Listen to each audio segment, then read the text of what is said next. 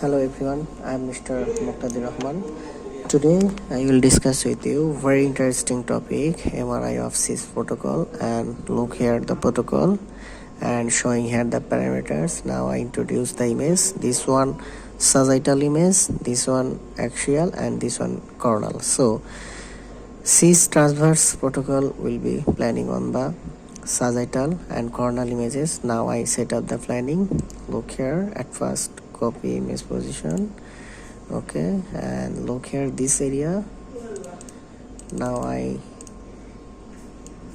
nicely set up the planning and look here, okay, and look here the sagittal images, okay, is and everything now fine. Now I set up the planning for following anatomy and physiology, and look here this area is and everything is fine, okay.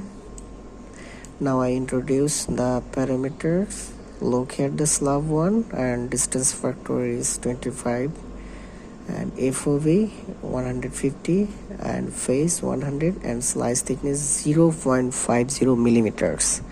Look is an now, okay, now system, now the coil selection is and everything now fine and okay. Now I again check the coronal images and check the axial images. Look here this area, everything is fine. Now finally apply.